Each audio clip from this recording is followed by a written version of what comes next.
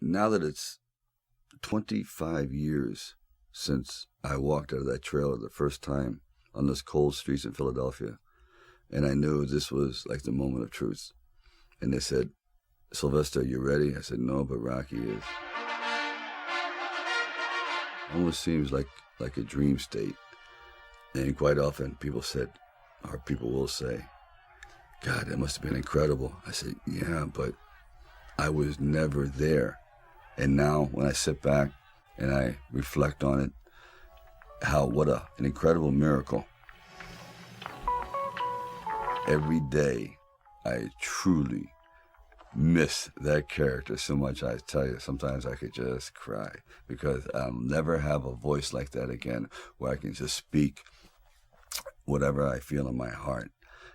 That's the one thing I'll always cherish about that character, because if I say it, you won't believe it. But when Rocky said it, it was the truth. I used to sit in this little apartment, and it was a room. As a matter of fact, the room was so small, I remember I was able to open up the window and close the door while sitting on the bed at the same time. It was like 8 feet by 9 feet. But the one thing about that room, there was really very little distraction. So I would sit there propped up in bed, and I'd go out with my big pen and legal pad and just start writing these stories. And most of them were very, very trivial. But there was something about the process of unrealized dreams. I was always brought back to this subject because I think it's one of the most enduring subjects and one of the most difficult passages for people to accept, that they never were realized in their own lifetime, that they just didn't get that shot. You know, I've been coming in for 6 years, and 6 years you've been sticking it to me. I want to know how come. You don't want to know. Yeah, I want to know how come.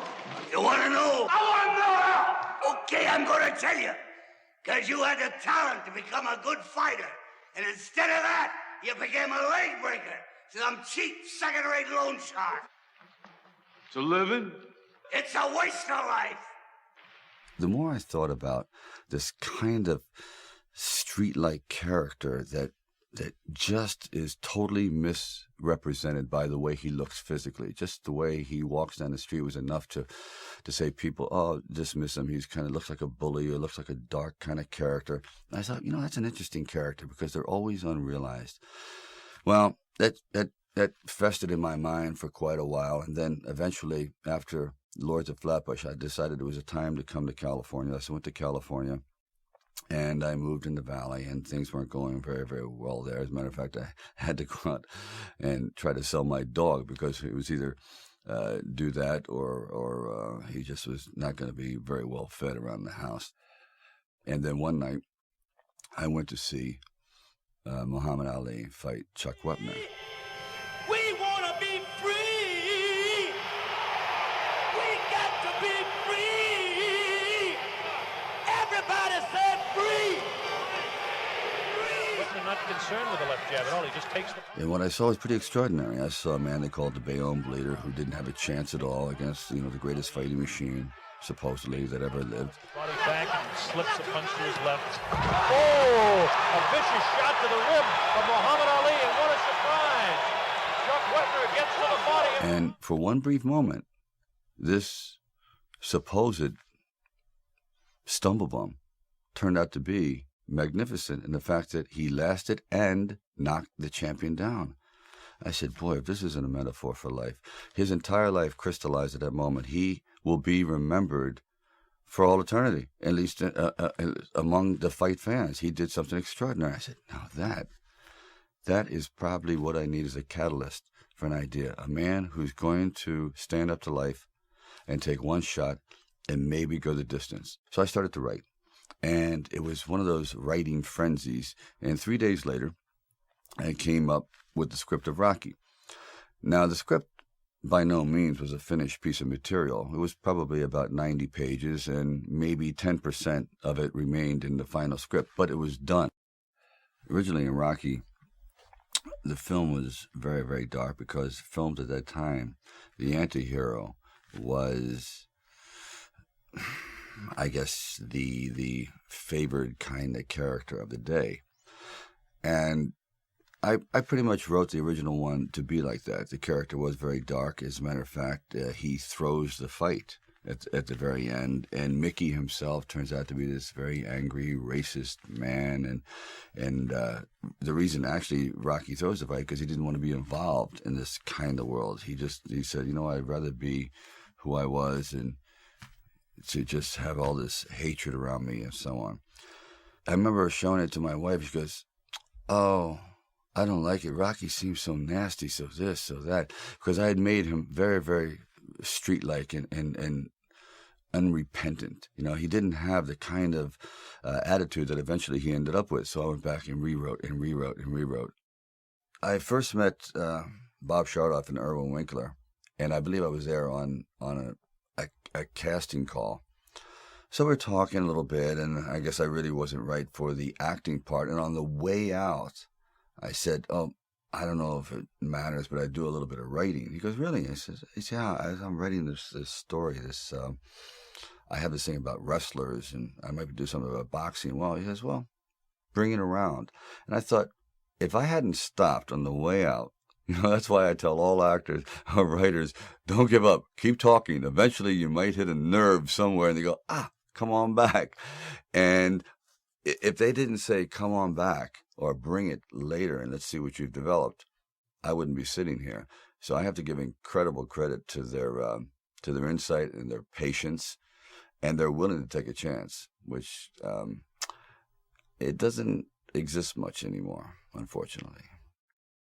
Originally, when I brought the script to them, they were fairly enthusiastic about it. The one thing they were not enthusiastic about was me playing the part, and I really can't blame them. At the time, Ryan O'Neal was a candidate, Burt Reynolds, Robert Redford, Jimmy Caan, and they all, were at the top of their game. And so I could see it, but there was something inside of me that said, this opportunity is never going to come around. And I really wasn't used to money, and I had no idea of what I would be missing. But the temptation started to come forward. First, it was $25,000, then $100,000. I never heard of $100,000 because I had like $106 in the bank, and like I said, I had to sell my dog, and things were not looking very, very good.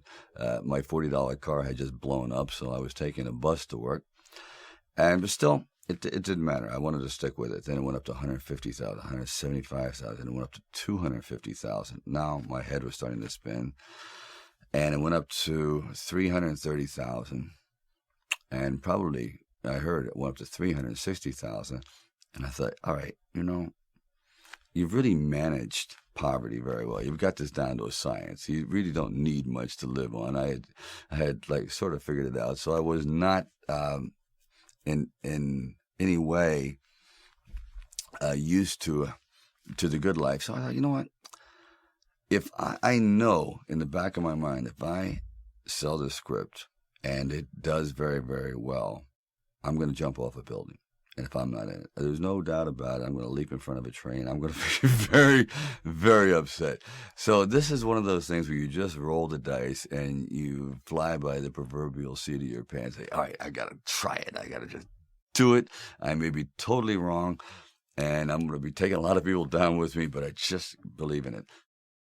We didn't have really the money to shoot a normal union film at that time in Philadelphia, so we would travel in a van. I would jump out of the van, and we were working with the handheld camera at the time with Garrett Brown, and it was somewhat experimental. And he'd film me running through shopping malls and up down the steps and flights, curved corridors along the river until finally my legs basically gave out and I'm like writhing on the ground, and I want to rise up and say, "John, I'm dying here." And he goes, No, use it. Use the pain. I said, "For what? I mean, I'm in misery." He goes, "Well, no. It's giving your character, it's giving him some depth." I said, "It's giving me bruises. It's giving me like agony. I can't sleep at night." But, John would use, one thing about John, he would use the environment. If he saw, like the scene where we just jumped down and saw this ship along the dock, docked along the pier, and he said, "Just jump out, run as fast as you can along the ship," and I'm running and running. I said, "You know what? My legs are buckling. I'm literally going to crash down here. Teeth are going to go, jaw, face. I'm just going to be ground down to this flat-faced image. please. And I just barely made it. As John he would have me run and jump park benches and down streets, and people are throwing things at me. Like when I had the orange thrown at me, and these people had no idea who I was. I was just some strange alien invader in a well-worn, tattered, baggy, incredibly ugly sweatsuit running through their neighborhood, and they're like throwing things at me. And we kind of like made it work, but actually it was like I thought they were trying to hit me with the orange. There was a kind of a lot of injuries on the set. I remember I was doing running up and down the steps. Originally, I was supposed to run up and down the steps with Butkus to show how strong Rocky had become. The first time he could barely get up the steps, and then I started picking up the dog. And halfway up the steps, I said, "This is a bad idea." The dog weighed about 135 pounds. I said, "And there's no way I could run gracefully up the steps." More or less, I couldn't even stagger up the steps. So the dog was definitely cut out. But in the meantime, I had gotten a wicked case of shin splints, which is an old injury I had gotten from playing high school football.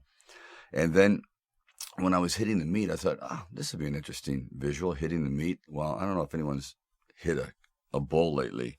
They're hard.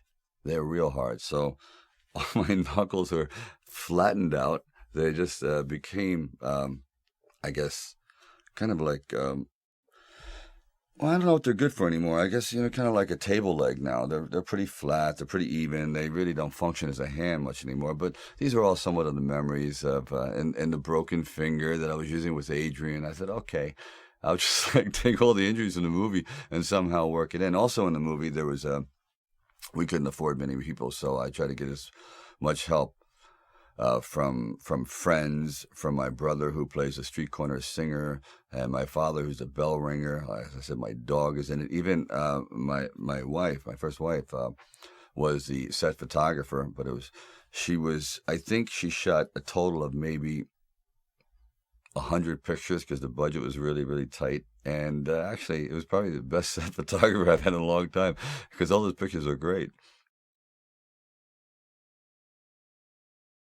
Talia Shire was also a last-minute choice because we just couldn't find the right person. And then she came in, and it was, I think, the same night as Carl Weathers. I think it was. And she came in, and we just read, and I felt the earth move. I really felt a tremendous vitality and kinship. I mean, I loved her. I really, really loved her. I just loved the way she looked and the way her hair fell, and this timid, fragile creature. I said, it was just incredible, and the perfect voice. So when we were going to do Rocky meets her, and he just talks to her, and he sees a beauty in her that no one else sees because everyone has something to do. Rocky really has nothing to do. So he moves at a much slower pace, and he observes, and he sees things that other people don't see. So he's trying to bring her out because I guess he feels that she's probably the only one who's worse off than he is. So he's feeling kind of like a little protective towards her. And the sequence where we're supposed to go ice skating, originally that was written for 300 extras, and it was a big deal. Well, I show up on the set. They said, we have a slight change in plans. We have one extra. I said, interesting. And I said, well, I have an interesting thing to tell you, too. I don't ice skate. I don't know why I wrote it, but I thought it'd be interesting. So here we are with an empty arena, and I don't really skate at all. So I decided I was going to run on ice, and she says she skates, but if you watch her ankles are falling in, and she's barely holding on, and Rocky's trying to explain his life, looking cool, and he looks like so foolish, but she doesn't care. And where they really come together at that moment when he goes, my father said I wasn't born with much of a brain. He goes, my mother, she says sort of the same thing. He says, you weren't born with much of a body, so you better start developing your brain. It's like, oh, these two people are two halves that absolutely need to fit together. They are really on the same page. Then he walks her home. I think we make a real sharp couple of coconuts. I'm done with your shot. What do you think? And I'm starting to realize that this is the key to the film. This is the heartbeat. The whole movie is going to be based on the discovery of these two people, the love. She goes upstairs, And now she's like terrified because this is not exactly what you call a swinging bachelor apartment. And the moment when he gets her to that door, all of a sudden the whole facade changes. He no longer looks like this terrifying guy. He goes, would you take off your glasses? And she really looks, if you ever watch that scene closely, you'll never see better responding by an actress to an awakening inside of like really feeling like someone truly loves her. That it's like she's dying. She's never felt this before. And coming from this man who is, this physical kind of specimen, the last kind of guy she ever imagined herself being with, it just, I disappear in that scene. She is just off the chart. You don't have to kiss me back if you don't want. I want to kiss you.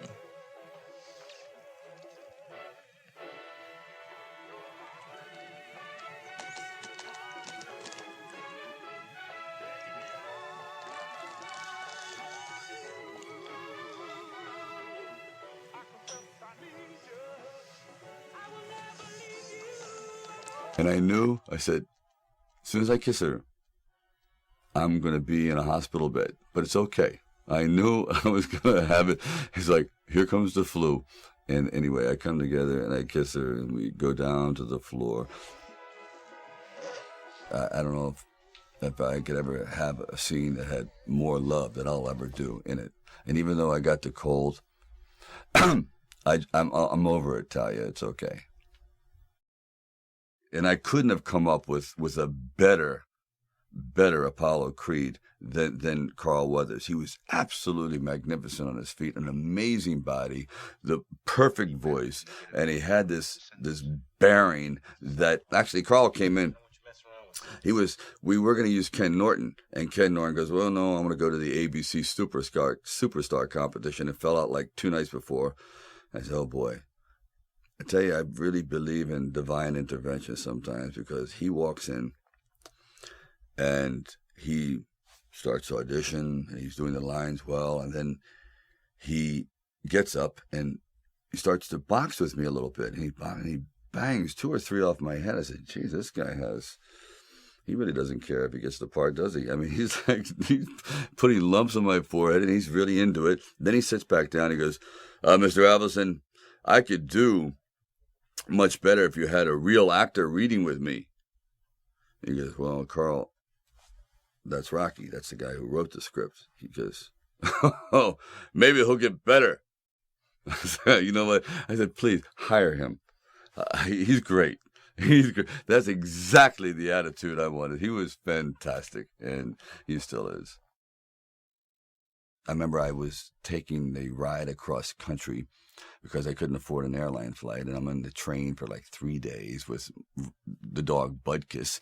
And Butkus at that time had this terrible flatulence problem. He had this gas, and so he was gassing me across the entire country. I couldn't believe it. It got to the point where I said, Butkus, one of us has got to go. No one's going to sit in the car with us. I couldn't breathe. I said, I'm trying to concentrate on the character of Rocky. Is this foreshadowing? Is this dog telling me exactly how this film is going to come out? A stinker? I don't know. I'll never forget. I was like, the train pulls into Arizona, and it's like 4 o'clock in the morning. I said, I got to do it. So I picked up Butkus in a bear hug and tried to get him to go to the bathroom. And people said, why are you squeezing your dog? I said, you don't understand. It's a matter of survival.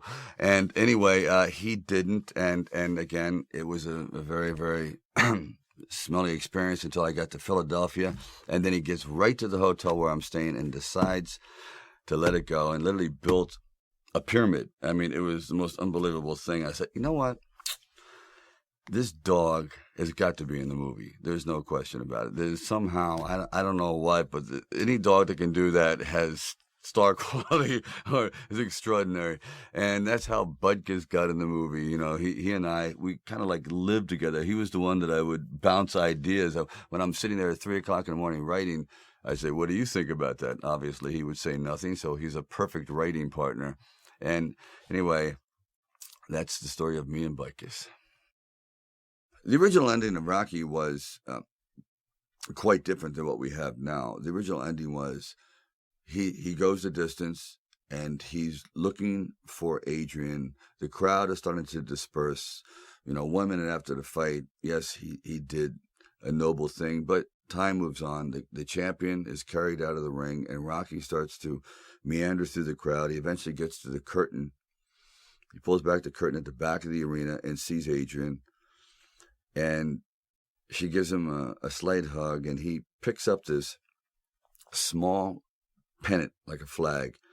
And hand in hand, they start to walk back to the locker room. There's no one talking to him anymore. There's just trash strewn everywhere. And they just see these two solitary figures moving off into the distance, off into being anonymous forevermore. But they just had that moment. And all he could think about was how much he loved her and just getting back to his life again, the real life. And it just didn't seem very, very satisfying. So after we had done that, and that was the poster shot, we thought, boy, wouldn't it be interesting to catch a man's moment, a man's life at the quintessential seminal moment.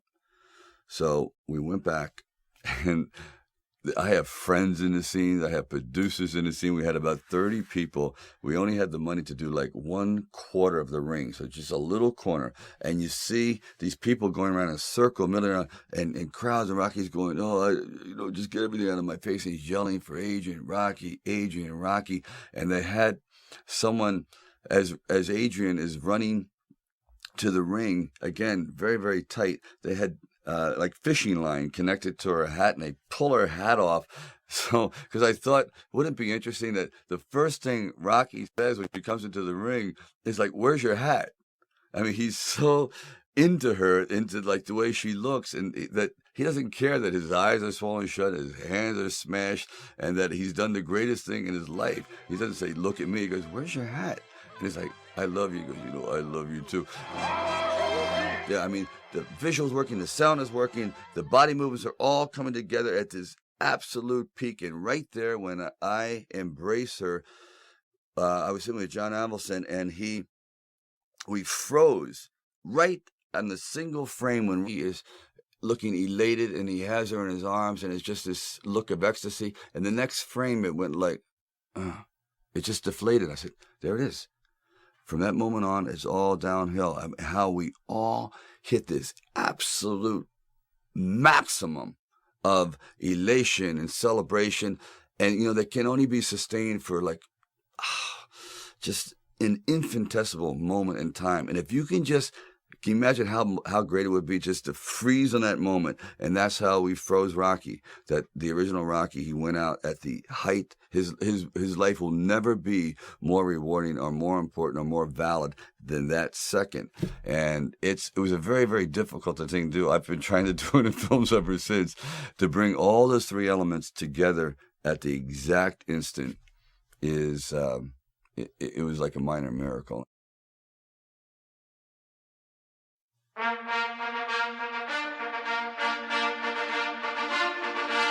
Rocky, I had no idea was ever going to have this sort of response.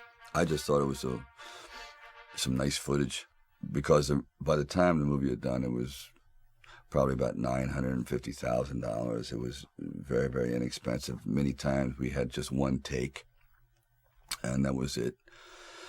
So when the screenings around Hollywood at the time were getting this unusual response, that people were actually reacting to the fight as though the fight were happening. And I thought, wow, they're really invested in these characters. And I was starting to get, phone calls from very, very celebrated people around town. I said, wow, this could be it. This actually is going to work. Now, you understand, because I really had no true confidence in it, because I had no film history, no real film knowledge. I was just working from, I guess, instinct, and I was not a filmmaker, and really not as a writer, nothing had ever been produced before, so I didn't know if my writing really worked. Then finally, it was being shown at the Directors Guild, and this was going to be the test. And there was about 900 people invited, and it was a packed crowd, and the movie was playing terribly.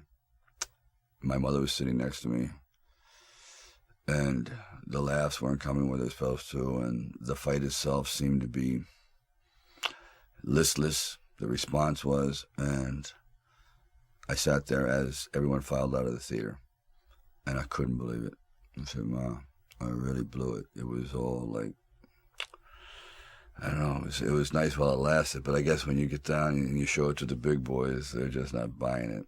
Anyway, I sat there and literally there was no one left in the theater because I was humiliated and saddened by the whole thing. And even, I walked her out and I was walking down the steps and there's 3 flights down, first flight, second flight, and then by the time I turned for the 3rd flight, the entire audience was down there. There was 900 people waiting, and they started to applaud, and I mean truly applaud.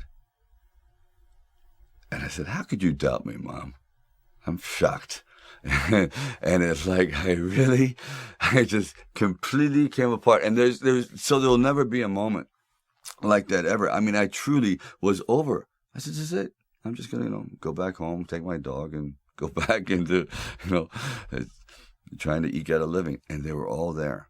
And they responded in a way. It's like, I don't know if that's the way they did things in Hollywood, but they saved it up, and I'll never get over that moment. I just looked at all these people, and they were applauding. And it's been all downhill since. Rocky never expected to win. Never. He knew it.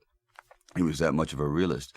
And I admired the character for that, because so often I had gone to fight films or sporting films. Yes, we're going to go out there, we're going to knock him out, you're going to win. I said, no, because I'm not going to win.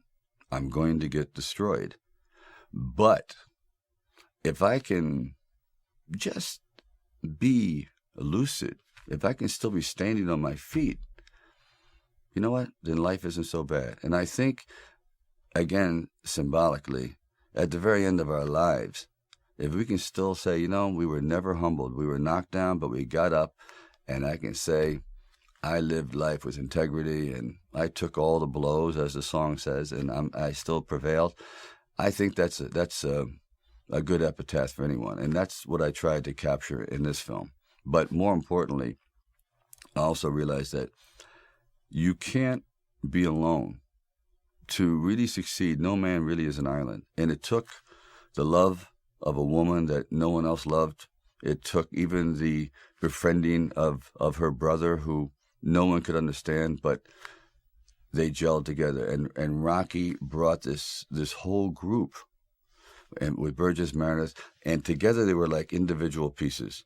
But together they made a whole entity, a whole person. And I think, personally speaking, that's happened to me too. When you find the right components in your life, the right people that gel with you, then you feel as though you're invincible. It may be a fallacy, but you at least feel as though you can take all that life has to dish out. Okay, watch this now. Muhammad Ali and Chuck Wepner. Watch Wepner with his right hand where he hits Ali, right by the heart. Just watch for the punch. There's the left hand that sends him back. Now watch this punch. Bang! And it caught Ali by total surprise. Watch it again. Watch it again. Bang! He catches him. Ali turned. It caught him just by the rib cage, right next to the heart. That gets surprised.